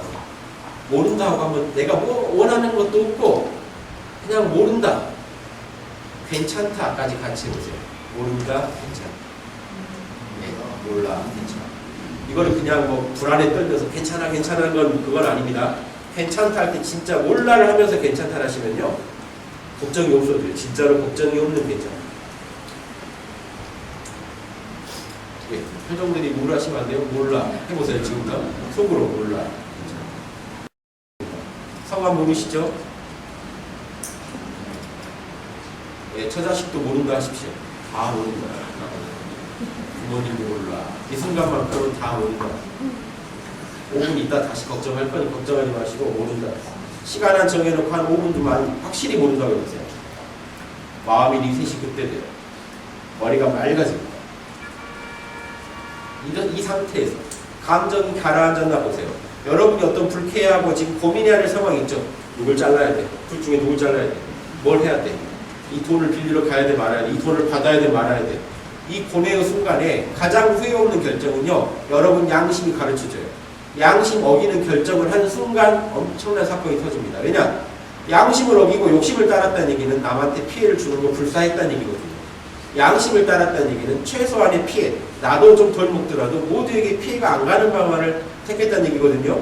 양심에게 맞는 어떤 선택을 하시려면 일단 모른다 하셔야 돼요. 마음을 비워놓고 자, 그 문제로부터 좀 초연해지셔야 돼요. 일단 가장 어떤 부분이 여러분 마음을 뜨겁게 달구더라도 모른다 하셔서 한 5분 정도는 그 문제에 대해서 초연해지셔야 됩니다. 어떤 결과도 어떤 선택도 나는 받아들일 수 있다는 겸허한 상태가 되시지 않으면 공정한 선택을 못해요. 이미 마음이 쏠려 계시거든요. 자, 그러니까 마음을 지금 모른다 하시고 그 문제에 대해서 내려놓으신 다음에 먼저 인부터 가겠습니다. 인은요 사랑이잖아요. 공감 능력. 여러분 안에 있는 공감 능력을 자극해 보세요. 자극하는 질문입니다. 그 사람은 지금 무슨 심정일까? 내가 그 사람이라면 무슨 마음일까? 요게 명상을 한 뒤에 이 말을 던지면요 술술 나옵니다. 이야기가. 지금 그 사람은 뭔 마음이겠니? 관계자들의 마음을 한번 쭉 훑어보세요. 자기 마음까지. 당사자잖아요. 나도. 나의 마음은 솔직히 뭐냐? 자, 뭐냐라고 물어볼 때 이걸 물어보세요. 가장 원하는 게 뭐고 가장 두려워하는 게 뭔지 한번 들어보세요. 요걸 묻지 않고는 자녀 교육도 안 됩니다. 자녀 마음도 모르고 움직여요. 우리가. 홍익인간이 되려면요. 널리 인간을 이롭게 하려면요. 막 상 주고 벌 준다고 되는 게 아닙니다. 또 상만 준다고 되는 것도 아니에요. 그 사람이 뭘 원하는지 알아서 들어줄 때 일어나는 거죠. 이해되십니까? 뭘 원하고 뭘 싫어하는지 먼저 알아야지 그 사람한테 맞는 걸 해주죠. 자, 이게 이 질문을 던지면요. 초등학교 2학년들도 저 질문을 던지게 하면요. 이거 쓰게 해봐요. 노트에. 써요. 쓰면 달라집니다. 생각만한 건 또 달라요. 노트를 쓰게 했더니요. 초등학교 2학년들이 저걸 썼더니 자 보세요. 쓰기 전에는요. 애들이 떠들어요. 선생님이 야, 좀 선생님 입장 좀 생각해봐. 조용히 해줘.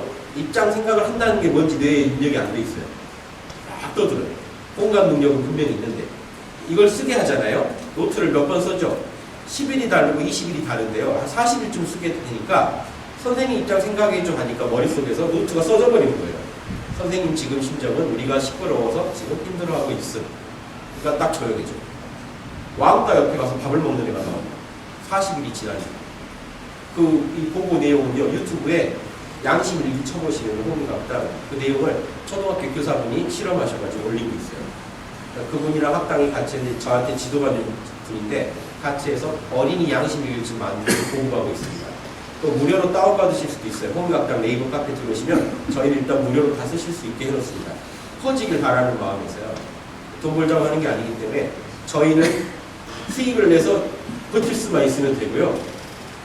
이 문화를 같이 공유하자는 게 저희 목표이기 때문에 양심 성인용 버전이건 어린이 버전이건 다 무료로 다운받아서 쓰실 수 있습니다. 아이들한테 한번 쓰게 해보세요. 얘가 달라집니다. 머리가 좋아집니다. IQ랑 직접 관련이 있는 게 아니라고 하더라도요. 생각이 전기가 되니까 머리가 좋아집니다. 자명한 거 찜찜한 거 아는 거 모르는 거 모른다고 하고 아는 건 안다고 하고 이게 다 양심적인 겁니다. 예, 이걸 하나하나 정리를 합니다. 남의 입장은 어떻고 이건 남한테 피해 주는 거냐 안 주는 거냐 이걸 따지기 시작하면 머리가 좋아요. 자기 IQ 이상을 쓰는 거예요. 이걸 한번 생각해 보자고요. 자, 세 번째로요. 솔직히 너 양심에 찔리는 거 없어라고 물어보세요. 그러면요 뜨끔하게 나와요. 마음을 편안하게 하시고 저 질문을 던지면요 뜨끔하게 올라옵니다. 그거 일반적으로 여러분도 다 아세요. 근데 지금 저거는요 그 소리가 제일 크게 들리는 상태로 만들어서 지금 들은 거예요. 그리고 절대 무시하지 마세요. 제가 일반적으로는 저 질문이 와도 무시합니다. 너 그러면 누가 피해보잖아 라고 해도 안 그러면 내가 더 손해보잖아 라고 해서 눌러버려. 이분은 욕심 노트를 쓰는 분이에요. 나에게 혹시 오늘 놓친 이득은 없는가? 내가 혹시 손해본 건 없는가? 이걸 매일 쓰는 분밖에 안 돼요. 양심 노트를 쓰는 분은 혹시 내가 모두에게 뭔가 피해를 준 건 없는가? 모두에게 더 도움을 줄 방안은 없었는가? 이걸 쓰는 거거든요. 자, 네 번째. 자, 아무리 내 상대방 입장을 알고 내가 당당하게 행동했다 하더라도 남한테 도움이 돼서 했다 하더라도 무례하면 꽝입니다. 되게 부족이에요. 여러분한테 누가 빚 받으러 온 사람한테 100만 원 주고 내가 이자까지 쳐서 한 110만 원 줄게. 여기까지는 좋은데 110만 원 하고 땅에 탁 던져주면 줄 때 말이라도 뭔가 빈정상하게 나가면 확 틀어지죠. 신기합니다. 이게 중력의 법칙 이상으로 인간 심리의 법칙입니다. 이것만 지켜주시면 상대방이 아까도 말씀했지만 여러분 욕을 하고 싶어도 욕을 못합니다. 뭐가 건수가 있어야 욕을 하죠. 말이라도 짧아야 돼요. 욕을 하려고. 아까 말하는 거 봤어? 반말하대 나한테. 이러면 무례에 걸려서 바로 욕이 들어갈 수가 있지만 안 그러면요 욕을 할 수가 없어요. 남들이 공감을 안 해줘. 여러분이 혹시 여러 사람들이 공감할 만한 실수를 계속 부하 직원들한테 하고 계신 거 아닙니까? 윗사람들한테 하고 계신 거 아닙니까?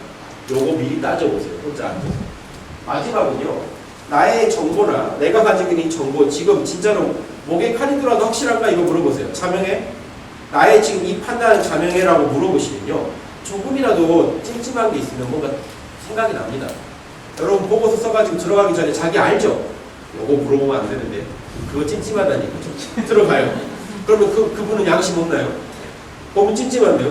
야 이거 찜찜해. 확인해봤어? 아니요. 그러면 이게요 신기하죠? 양심은 이미 알고 있었어요. 근데 묵과한 겁니다. 그게 별게 아니라고 생각한 거예요. 이해되시죠? 양심의 소리라고 생각하시고요. 이건 하늘의 소리라고 생각하시고 한번 진지하게 들어주시면 여러분한테 결국엔 장기적으로 득이 됩니다. 단기적으로는요, 밥 집어먹고 남의 거 뺏는 게 이득 같지만요, 장기적으로는요, 그럼 평판 잃고 아무도 안 좋아하는 사람이 돼요. 아무도 안 도와주는 사람이 돼요. 양심적인 분은요, 사업이 망해도요, 사람이 남습니다. 자네 진짜 이번에 위기 처해서 하는 거 보니까 다시 봤어. 다음에 자네가 뭐 하면 나 도와줄게. 이런 친구가 생겨요. 양심적으로 했다면. 망해도 양심적으로 망했다면요, 친구가 생기는데, 망해도 욕심부리다 망하면요, 친구마저도 다 잃어요. 제 옆에 있다가 나도 불벼락 맞겠구나 절대 근처에 안 가요. 제가 하는 말 있어요. 사다 놓는 사람은 그 빨리 피하시라고. 왜냐? 그분은 언제든지 자기 욕심을 위해 여러분의 이익을 희생할 사람이니까요. 근데 피할 수가 없다. 방어 운전을 해야죠. 최대한 그 사람하고의 이런 양심 분석을 해가면서 그 사람이 욕심 부리는 걸 저지해가면서 가야 됩니다. 방어해가면서. 이게 우리의 험난한 어떤 인생 아닙니까? 양심이라는 무기를 제대로 활용할 줄 알아야만 우리 삶을 제대로 경영하고 남들에게 피해를 주지 않은 홍익 문화를 만들 수가 있습니다. 이해되시죠? 이거를 마음속으로 꼭 써보시고 손으로도 한번 써보시면 무한한 영감이 옵니다. 꼭 쓰시기 전에 5분 명상하시고 시간이 없으시면 1분만 하셔도 됩니다. 다른 데처럼 뭐 1시간 하나보다 안 하잖아요. 5분만 하세요. 더 길게 하지 마시고. 나중에 1분만 해도 5분 효과가 납니다. 모른다고 나면요. 나중에 이제 달인이 되시면요. 몰라 하는 순간 싹 몰라집니다. 별세계 갔다 와요. 네, 바로 앞에서 자 이게 달인의 경지입니다. 막 욕을 하고 싸우다가 내가 상대방한테 정말 상대방을 한 방에 보낼 기가 막힌 욕이 생각나는데 딱 나가려 할 때 몰라 한 번만 하고 하자 해가지고 몰라 했는데 초연해졌다가 다시 돌아오면 이렇게까지 할 거 있나 하고 뭔가 다른 수가 나오겠죠.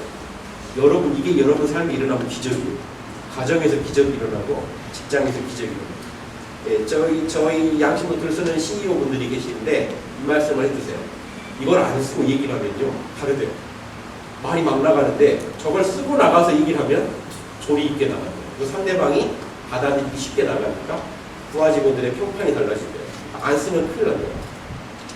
이런 걸 삶에서 꼭 체험하시면서 이게 홍익 문화입니다. 우리가 뭐 다 무슨 엄청난 일을 해야 홍익인간 하는 게 아니고 남을 배려하고 남의 입장에서 배려해주고 움직이는 게 널리 인간을 이롭게 하는 문화라는 것을 홍익 문화, 양심, 이니에지, 신 이걸 가지고 전 세계를 선도할 수 있는 양심 강국이 되고 양심 선진국이 되길 바라면서 강의를 마치겠습니다. 감사합니다.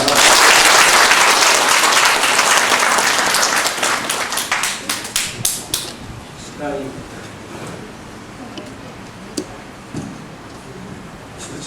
예, 질문하신 분 시간이 있으죠? 해주시면 되겠습니다.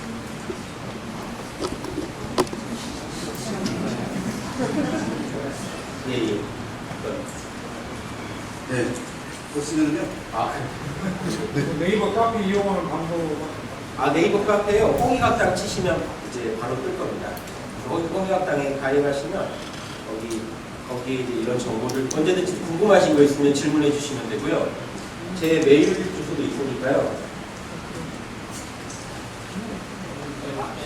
맨 앞에 제 WPPAN 네이버나 언제 강의 들으셨다 하고 메일 주셔도요. 제가 답변 드리겠습니다. 그래서 또 홍익학당에 오시면 정보들이 많고 바로 유튜브 가셔서 홍익학당 이렇게 치시면요. 한 400배 넘게 뜹니다. 다 못 들어요. 그래서 듣기 쉬운 걸 잘 정리해 놓은 게 홍익학당 홈페이지가 있는데 홍익학당 홈페이지 주소 좀 얘기해 주시면 홍익학당 홈페이지 주소 카페보다 홍익학당으로 바로 가시면 좋습니다. 홈페이지에 홍익학당 홈페이지에 가면요 보시기 편하게 정리를 해놨어요. 카페는요 글이 끝없이 올라오다 보니까 주소가 좀 없어서요. 홍익학당 홈페이지 가시면 초보자 보기 쉬운 강의나 인문학 완전 정복 시리즈를 제가 올려놨습니다. 다 제가 강의하는데요.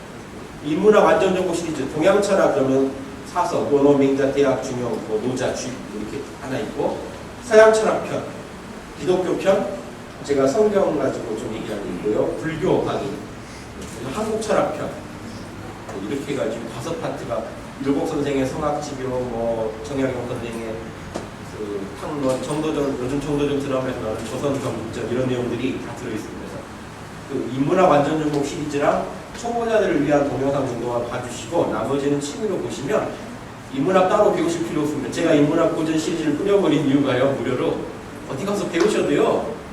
거기 가서 그 강사들의 선입견만 듣고 오세요. 고전을 보는 게 아니라.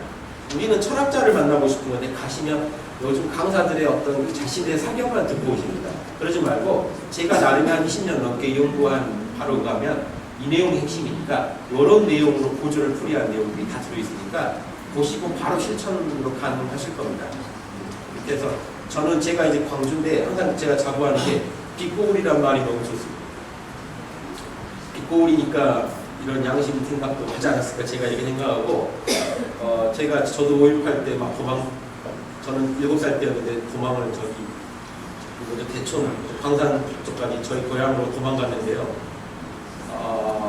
그때 이제 마을동 묘지도 가면서 느낀 게 이 엄청난 재난을 어떻게 우리가 승화할 건가. 저는요 광주가 양식 문화를 가장 먼저 선도하면서 단순히 민주화의 성지 이런 말만 듣지 말고 저는 욕심 문화를 치유하는 양식 문화를 보급해가지고 진짜 치유시키는 힐링을 시켜버리는 힘을 광주에서부터 딱 보여주면 저는 어느 지역보다 잘할 수 있다고 믿습니다. 양식 문화를 가지고 다른 지역을 선도할 수 있으면 진짜 죽이지 않을까. 제 고향이기도 하고 정말 가슴 아픈 일이 있었던 곳이기도 하고 저도 그런 그 시대를 살았기 때문에 최고의 어떤 우리의 복수랄까요? 이런 억울한 일을 최고로 잘 승화시키면서 갚는 일은 더 성숙시키는 우리 사회를 더 성숙시키는 힘이 광주에서 나오고 저는 또 남북한도 그렇게 봅니다. 남북의 그런 분열도요. 지구상의 가장 비극적인 일 아닙니까? 같은 동족끼리 제일 많이 죽이는데요. 우리나라 역사상 그렇게 죽인 일이 없어요. 서로 동족 간에. 그런 처참한 일을 당하고도 아직 통일도 못하고 있는 이 위기를 저는 위기는 그대로 기회다는 주장을 하는데요. 양심적으로만 우리가 홍익인간이 아니고 남북한이 하나 될 이론이 없습니다. 종교로 돈으로 하나 되지 말고 북한도 단군을 만들지 않습니까? 단군의 홍익사상이라고 하자면 라고 주장하면요. 널리 이롭게 하자는 건데 싫어할 리가 없고 그래서 홍익사상으로요. 만약에 남북한의 이런 이념적 분열을 녹여낸다면 전 세계 또 양심 선진국으로서 엄청난 증명을 하는 게 되거든요. 저는 이렇게 증명했으면 좋겠어요. 광주에서 양심 문화가 또 한 번 시작돼서 지금 경상도와 전라도의 갈등, 노소 간의 갈등, 모든 갈등을 융합시키는 역할을 홍익 문화가 했으면 좋겠고 그게 나아가서 북한까지도 하나가 될 수 있다면 전 세계에서 배우러 올 거라고 봅니다. 근데 이 정도 일증을 못 해내면서 양심 우리한테 배우라고 그러면 그건 아니라고. 야, 니네나 자네라는 말을 분명히 들을 것 같아요. 가장 큰 피해를 받던 광주에서부터 탁 털고 양심으로 나가면 어떨까 하는 제안을 합니다. 예, 감사합니다.